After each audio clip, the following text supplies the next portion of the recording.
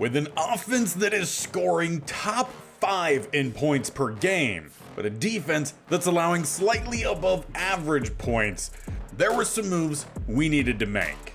So with a 4-4 record at the trade deadline, we would give up a bundle to the Rams and bring in Lucas Van Ness to give a little bit more here to our defensive line. Additionally, we bundled up another set of picks to bring in corner Greg Newsome. This is a defense that has struggled to get sacks outside of AJ Epinesa. Our next best is Dean Lowry, and he doesn't even see the field for at least half the game. Additionally, turnovers have been non-existent here for us. No interceptions to this point, and forced fumbles, we've had 1. So in addition to adding players who can start to get those stats, we also add 2 new star dev players to this defense and really starting to round out this group. As for the specialist, as it does shake things up, Benjamin St. Juste is going to now play slot corner. AJ Epinesa on one side, Lucas Van Ness on the other for rush. Benton and Jacobs stay true down the middle. So we're going to see Dowling and Golston kind of lose some opportunity. That also goes for Nelson, who was taking over for our former player Nboye Mafe, who moved on to the Packers in the last offseason. But with only half the season to go, we need to make up some ground, specifically in our division. That is where we have struggled. Right now, the Packers, they are 3 games above us. The Bears are really just 2, as we have lost to the Bears. We also have lost to the Packers, so that is honestly more of a 4-game split. And then the Lions, they also have beat us, so we're really only half a game up on them. And in fact, the only games we have lost this year have been in division. The Lions, 2 against the Bears, they've already swept us, so we really need to make sure we do well in the Packers and Lions game, and especially out of division, which we have so many games left. We have the Packers in week 15, Lions in week 17. The rest are non-divisional, which is where we have shined. So depending on what the boys give us here, we are either finishing this regular season, and if so, hopefully getting to the playoffs, that would be great, or getting at least one step closer as we start with the 5-4 heavy defense Dallas Cowboys. And as we get underway, plan is for this game at least to watch the first possession both sides and then start to jump through. So let's start with some momentum as Purdy rolls. He dumps this one off and he finds a nice gain to Ingold. Good use of the fullback, picks up a gain of 7. Purdy back in shotgun, play action, back to Ingold. He'll pick up the first down and a whole lot more, gain of about 13. Though Tyler Linderbaum shaken up on the play. He's one of the best young centers in the game. He'll head to the sideline here. But for now, we will bring in AJ Jackson to play a little bit of center. He's played tackle for us. We're just moving guys around this offensive line as Purdy throws across the seam and finding Traynor. He's the big second-year receiver that really broke out late last year. As Purdy rolls towards the top, he gets rid of it, save the yardage, fight again on second. With 2nd and 10, Purdy going back to the air, dump this one off T-Hawk, will pick up a gain of 6. We've seen Purdy definitely clean up his game this year, had a trouble with interceptions, bad passes last year, only 3 turnovers for him on the year.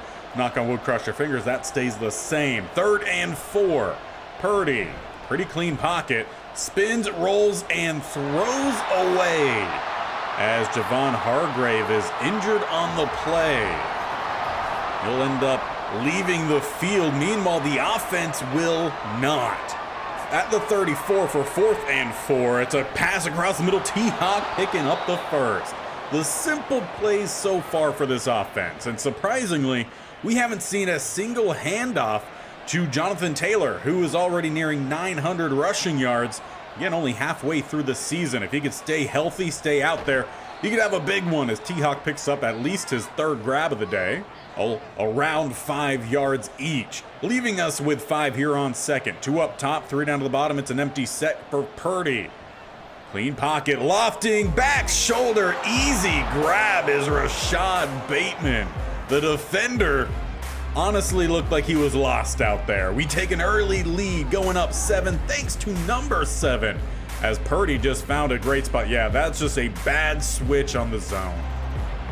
But with our improvements to the defense, should not happen for us as Dallas starts with an empty set. They got a quarterback rocking 0 in Kenny Pickett, and swatted away is Edwards. Great play there in coverage. We need the linebackers to step up a little bit. Of course, Kenny Pickett, the quarterback here for the Cowboys. He won us a Super Bowl in our previous states only, but it's the rookie in LaMichael Jacobs, who they're only going to give half a sack on that. And that is a full sack for the big boy. Makes it a 3rd and very long. 16 needed here for the Cowboys as they go to either side. Kenny Pickett, pass rush, will get back there. A sack, I believe, is Van Ness. And on top of it, Kenny Pickett a little bit shaken up on it as well. And while the plan was to definitely start jumping forward from there, we're already starting at midfield. So let's stay on out here for this one. As it swung out, there is Taylor getting the catch and picking up about 12 to 13. Brock Purdy a clean 8 of 10 to start the day. He's got 2 up top, including the big Traynor in the slot, bringing Quintez Cephas down in motion, so they'll switch. And Purdy will look to throw back up top. Taylor, big hit on the catch and a flag down immediately. Unfortunately for Trevor Penning, just grabbed too much of the jersey, so back us up 1st and 20. Ingold comes out with the strong eye, though we'll pass from it. Purdy right across the middle, finding T-Hawk, and will pick up all those lost yardage. Plus makes it a clean, simple 100 already passing for Purdy. With trips up top, Traynor down below. Continue the passing game right back to T-Hawk. I like the amount of targets we're seeing here, picking on the linebackers. And for Dallas, neither one of them is any sort of dev trait, star, superstar, any of that. So working out well as Purdy will loft this one away. In fact, I believe all of his 3 incomplete passes have simply been throwaways.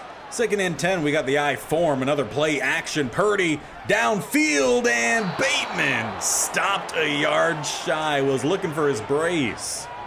But he does give our offense prime opportunity here. 2 receivers up top, including no one on Bateman. Do we hand it off? Taylor pushing forward. He was stuffed 3 yards back. Makes it a 4-yard push into the end zone, and we go up 14-0. As we get into the start here of the second, we've got the Cowboys just outside the red zone, and Kenny Pickett back in at quarterback as he will roll under pressure, throwing it away. Just 2 of 4 throwing for 30 yards, 22 of which came on Amari Cooper to get him down to this spot. 2nd and 10, he stays up and actually will look to run. A couple blockers, though, giving himself up shy of the 1st. They'll mark it about a yard shy. 3rd and 1. They will hand it off with a stretch up top, and a great fill from Adams at safety, though now Keanu Benton injured at DT, and he's gonna head off the field to the tunnel. Not a good sign. We've had to deal with a lot of injuries from Benton over the last 2 seasons, and it opens things up for the 4th and 2 conversion. Mitchell pushes forward, makes it goal to go at the 8 with a bunch up top for Kenny Pickett. He's got a tight end at the bottom of the line. Swinging it out all the way up top is Cooper, and a quick stop from St. Just. And now another injury. It's Elijah Moore for the Cowboys.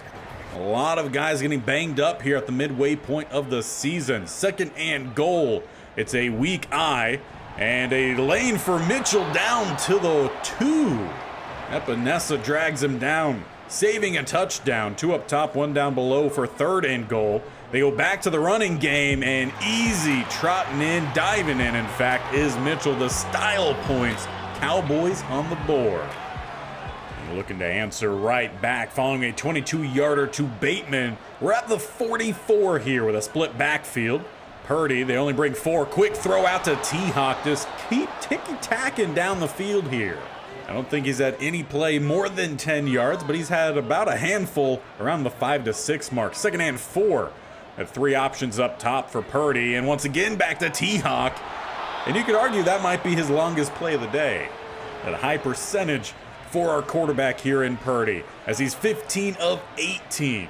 Handing this one off down the middle. Taylor will push forward, about a gain of 4. Has not been a very impressive rushing day for him, though. 4 carries, 3 yards, but 6 points. So, you take what you get.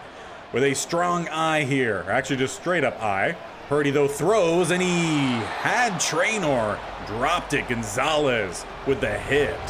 He's had a couple of those just well-timed that he's not holding on to. 3rd and 6, trips up top, 2 below. Purdy with a shot back to Traynor. He makes up for it. Makes it goal to go at a 4. He's been another one of a series of guys we've had throughout these state-only challenges who is a low overall, only about a 72, but just plays well as Taylor Shakes ends up losing, maybe just getting back to the line. Though he is still averaging less than 1 yard a rush. Inside the 2 minute before halftime here, we spread wide at the goal line as it's a quick T-Hawk touchdown. Make it 21-7 here in the first half. But we're not done with the half yet. 1:04, 2 timeouts left for the Cowboys. They're down inside the 40, setting up the screen. They find Mitchell and forcing it back towards the inside. Brown will come down as well as Edwards to get the stop. It's a gain of 7, second timeout. Would love to see one of our new additions here make a play. As it looks like Epinesa up top, Van Ness at the bottom. It's a bad pass from Kenny Pickett. Not all too surprising. We've seen plenty of those on this channel. We are still missing Keanu Benton. It's Saunders out there, 99 at DT, and a drop from their tight end. Makes it 4th and 3. And they will end up settling for a field goal attempt here at the 36, a 46-yarder to make it 21-10. Snap back, kick is up, and it's good. As we get through halftime with that 21-10 score, it's the first drive here for the Cowboys following a huge penalty on Desmond King. They're down to the 32, taking a shot downfield and finding Mims Jr. down to the 12. Building a little bit of some momentum here at home with a bunch up top. Pickett going up top, finding his tight end this time, but Edwards, he's on it quick. He's one of the big-time leaders of this defense for a reason. 2nd and 9. With 3 options down below, 1 up top. It's Pickett with a pass from shotgun across the middle and jarred free. Number 31. Now that number, I'm not sure who that is. We'll need to check the roster. Could possibly be Newsome as Pickett rolls. Here comes Edwards forcing the throwaway. 4th and 9 at the 11. Pickett in the offense will trot off the field, leaving way here for the field goal unit at the 18. Snap back once again, kick is up, and it is good for 2 times. And I can confirm 31 is Desmond King. So he gave up the penalty, but he also helped make the play. Now we jump forward here actually to the start of the 4th quarter. It is still 21-13. And still, we cannot run the ball. We're number 2 this year in rushing, but only 23 yards. Not good enough. Been pass heavy here as Purdy, he's got a roll and throws it away. Offenses definitely have slowed down this quarter. Purdy now 21 of 28 with trips up top, Hawk at the bottom. We need at least 10 here as Purdy spins, throws, and I don't think Quintez Cephas ever realized the ball was released. Just as we've seen many times from the Cowboys, our field goal unit coming out here, kicking this one from about the 38 to 48-yarder, and it is good for McLaughlin. But that leaves the Cowboys down 2 scores here, about 5 minutes left. They need a touchdown drive here as they go to Troutman, their tight end, getting him a gain of 8. Kenny Pickett, pretty pedestrian game so far. Would love to force a turnover on him again. Defense has been rare in that instance. Sacks as well, as it's a dump off back to Troutman, but he's going to pick up about a gain of 5, maybe 6. It also happens to be his 6th catch for 65 yards, so those numbers ringing very true. As they're down to the 32, bunched down to the bottom. Kenny Pickett, pretty clean pocket, finding his target across the middle in 87. No idea who it is with the hurry up. Actually, Elijah Moore, he's back from injury earlier. As Pickett throws down to the flat, going back to him, and there's a flag down. And apparently Benjamin St. Juste just a little too pushy shovey for him on that. Makes it 1st and goal at the 9. to either side here for Pickett, who goes up top to Mitchell. We'll pick up a solid gain of 6 down to the 3. Also puts Kenny Pickett 3 yards over 200 passing in this one, though a heavy set to follow. I form. One receiver up top. As they hand it off, 26 checks in and he gets stuffed in Dobbins. It's Edwards yet again. 3rd and goal. Expect them to possibly go for it on 4th if they don't get it here. And with a dump off, Dobbins is shy. And indeed, Pickett back to it quickly. Trips down to the bottom. They've got a receiver at tight end up top. Swinging it out and jarring it free is King. His play time has been diminished with the trade to bring in Newsome, but he's still finding ways to make plays. Purdy and the offense could head out with time to kill. But considering our OC doesn't like calling run plays, despite the offense being built for it, we're going to jump in here. And there is one guy in particular I want to double team, Donald. Let's try to get as many guys to that side as possible. Don't want him forcing the safety here as Taylor bursts through. It's a 1st down, but a flag is bringing this one back. Good news for us is we still actually gain a yard on the play. It's 1st and 9. It just happened much further downfield. As we go fullback dive here, it's Kolar who fumbles the ball. It's still on the ground. The refs give it to Dallas. They take over at the 6. Why did we have a tight end at fullback and not Ingold? I really hope he was actually down, but no indication here as if there should be any challenge. So Kenny Pickett and the Cowboys offense, they have the chance they need here. Under 3 minutes left to the flat and nearly getting jumped by Brown. He used his head, maybe should have used his hands. Though he is a little bit more of a run stopper type, so kind of makes sense. 2nd and goal. They got 2 spread either side. Mitchell in the backfield next to Kenny Pickett, who doesn't know where to go, finds it late, but gets jumped. We finally get the pick. It's 22 Adams. He's off to the races. 40, 30, 20, 10, 5 ball game. We're going to have a win here in Dallas. Free safety Tony Adams with the nail in the coffin. That's a great way to get us going here in the second half of the season, moving above 500. We saw turnovers, sacks, offense put 31 points on the board. If we can do this consistently, we may have a chance to make a comeback in division despite our record. But unfortunately, in the following game, the offense got to show up. Defense still did pretty well. Only gave up 14 points and allowed 327 yards. I mean, in modern offenses, that's not awful.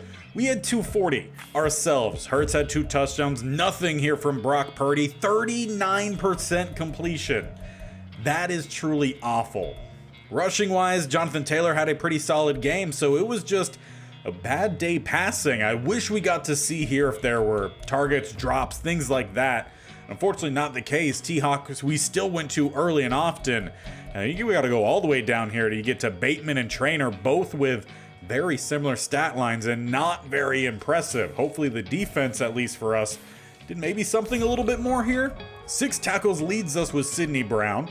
We had quite a few tackles for loss. Dean Lowry actually leads us there with 2.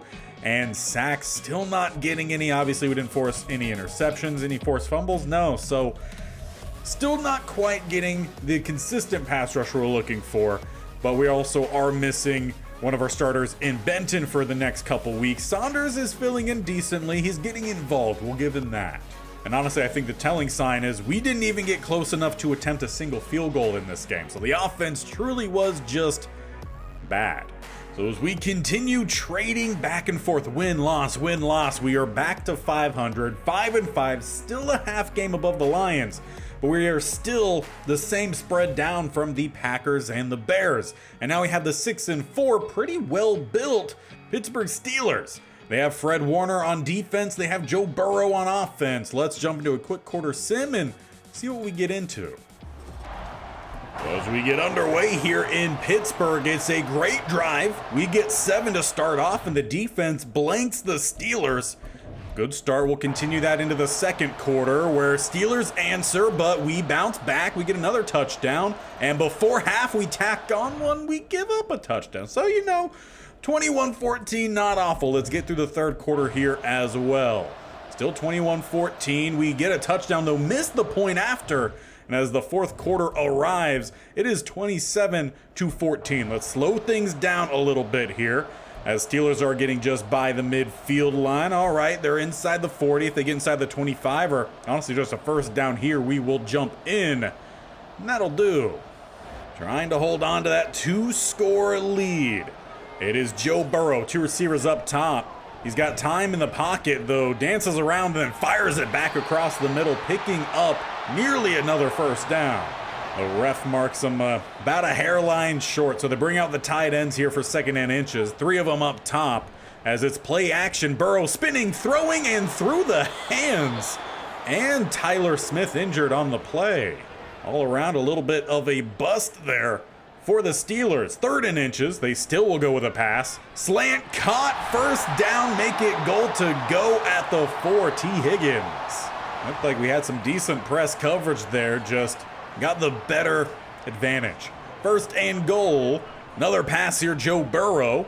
He's got time as he steps up into the pass rush. It is Kalen Saunders with the sack. He's played a pretty consistent backup role on this team. He is getting on the older side, but honestly, we've got 3 deep there. But Burrow with the laser pass finds Josh Reynolds. They eat into this deficit in the fourth quarter, make it a touchdown game. Curious if they go for 2. But they will just settle for the 6-point difference, 27-21. Our offense starts at the 19, and Purdy is looking to pass. Up top and dropped Quintez Cephas. And in just one play, I'm already tired of the calls from the OC. 4:50 left. We've got to run some clock here. As we hand this one off, it is Brown who will pick up a couple. Looks like we do not have Jonathan Taylor available, at least at this point, whether that's injury or just his stamina being drained. Fire this one out there, get some blocks from the O-line, and Brown will get the first down on the screen. And checking in with the trainer in between plays. Indeed, Taylor is just not out there due to injury, so we're going to have to see the backup running backs go to work here. Church checks in, cut back lane, and powering through, it's another first down.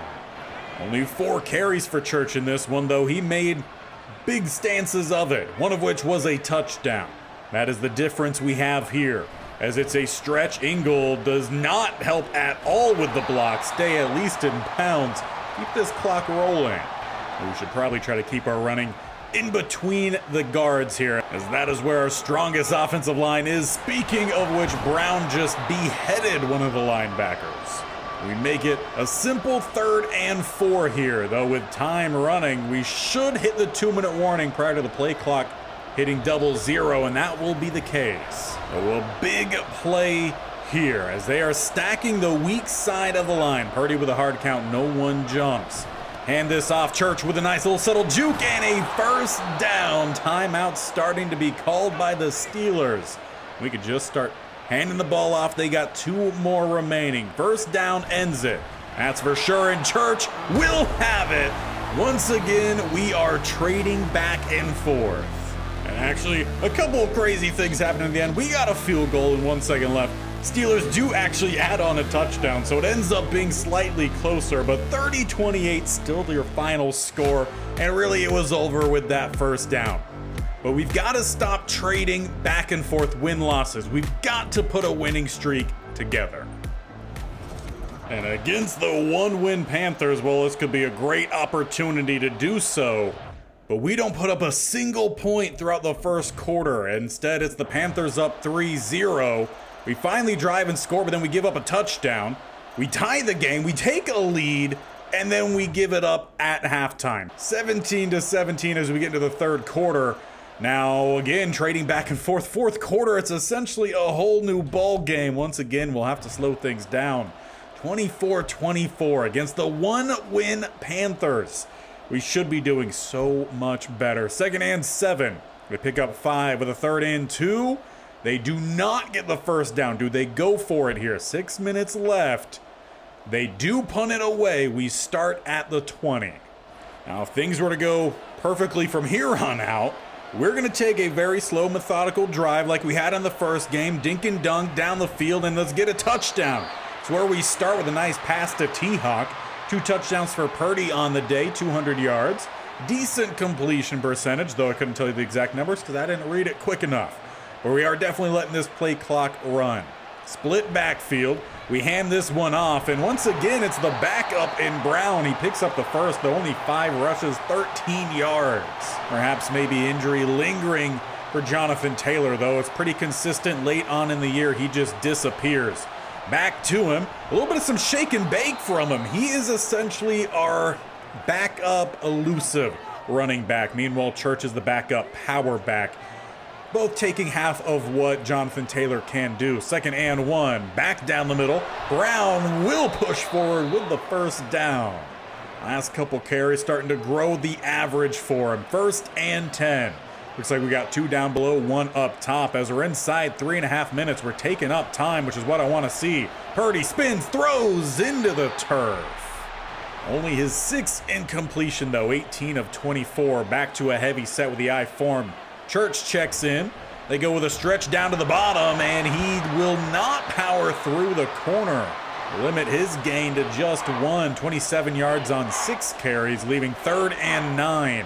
Brown checks back in at running back. It's an immediate pass rush, but Purdy bounces and will throw it away at the 45. And surprisingly, the offense is staying out here. Risky. Purdy with a hard count, no one jumps.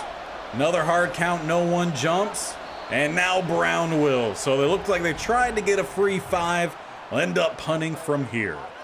But with just under 2.5 minutes left and 21 yards out the gate, Travis Etienne we're immediately jumping in. I was more so hoping to say we could use a quick stop. Not a big gain, setting him up at the 43 as we're inside the 2-minute mark. Daniel Jones finds his receiver. Short gain, 25 of 30 though. He's been dealing out there. Only 5 incomplete passes we could use with a turnover. Some pressure from the line. Our defense would just step up in general as it's a dump off Etienne. 1st down into plus territory. They've got under 1.5 minutes left. Probably approaching field goal range here as it's spread empty. Jones going downfield and diving grab. First timeout called. It is range here for the Panthers. Not looking like we're going to break the streak here as it's Etienne down the middle. He picks up 6. 2nd timeout called. We've got 1 remaining with a 2nd and 3. 2 tight ends to the bottom. They go back to the running game, and it's a 1st down. And Kalen Saunders injured on the play. That'll bring out Henningsen and uses our final timeout in the process. We should be about a week or so away from getting back Keanu Benton. Though it does not look like Henningsen out there. Instead, Golston, number 90. But it's Etienne picking up another gain of 7. Make it 2nd and 3. They're chewing clock inside 30 seconds now. Heavy set for them as they go back to the running game. Etienne shy of the end zone. It should be chip shot field goal here for the Panthers. And they'll call a timeout with 11 seconds left. The CPU was smart. They would, kneel it here, take it down to 1 second, then go with the field goal instead. They hit it with 9 seconds. Well, we've got to find a big play here as the play clock is running. Purdy just gets it off. As it's lofted downfield for Bateman, it's overthrown. That leaves no time to get a catch and out of bounds to set up the field goal. So 4 verts it will be. 3 seconds left, and they've got press coverage across the board. 2 high safeties. Not the play call you would expect as it's out for Bateman and off his hands, tipped away. We will lose again, going win-loss all the way through. And it's now the 2-win Panthers with the upset. Gotta do better. We finally do break the streak, but it's with a loss to once again a 1-win team in the Browns. We only put up 3 points, 21-3, and it was in the fourth quarter. This team just does not make sense. 52% for Brock Purdy, under 100 passing. Jonathan Taylor, 4.5. We gave up 2 rushing touchdowns to Nate Hillhouse, the rookie. And Singletary had 5.5 on his rushes. Brandon Ayuk had a great game. Quintez Cephas was our leading receiver with 2 grabs, 30 yards. I don't know what is up with this team. Defensively, at least, anything good in this game. Tackles for a loss. Benton in his game back, he did pick up 2. How about sacks? We got 1 from the rookie in LaMichael Jacobs. And no turnovers still. Field goals, we hit the 1 of 1. Didn't even get into range outside of that one time. So that puts us in a difficult spot. We have 4 games left, 2 of which are in division, and we haven't won a single divisional game this year. Giants and Eagles are the other, both of which are going to have NFC indications of if we can make the playoffs. Now, the Eagles, they are 9-4, top of the NFC East. The Giants are 4-9. Not that we've done any well compared to bottom tier teams this year with 1 win. And with those 4 weeks left, we are bottom of our division, half a game behind the Lions. Though, technically, you could say 4 games behind the Packers. So if they lose out, we win out, and we do have a head-to-head, then you never know. Maybe we still have a play in for the top of our division. But that is a long shot. If we take a look at the rest of the NFC here, there are quite a few teams here, 6-7. You got Lions, Commanders, Cowboys. Cardinals are 7-6. And then you got 3 more 8-5 teams. You got 2 9-4 teams. It's a tight race. It's not out yet, but we are on the outside looking in. And right now, the team to beat is indeed the Cardinals, who currently hold that 7th seed. Additionally, Saints are a team to keep an eye out, as well as the Bears. Bears have done pretty well this year, though not as good as the Packers, who are in the 2. So we're going to call it today. With 4 games left, playoffs on the line. The team started off really well at the beginning of this episode, and they've kind of gone downhill. We are now under 500. We started at 500. 6-7. 4 games left. We've got to find a way to win those 4 games. Then we make the playoffs. We've put a lot into trades. Some of those trades are not paying out for us. They have the opportunity here late. So make sure you stick around to see if they do. Hit that bell icon in the bottom right, or scroll down, hit the sub button, and definitely tap that bell icon to be notified of when these videos go live. This series every single Tuesday and Thursday. College Football 25, Stanford Dynasty, Monday, Wednesday, Friday. As we're closing into the end of season 1, I believe we got 2 more games left. See what they can achieve as we have the big game coming up next.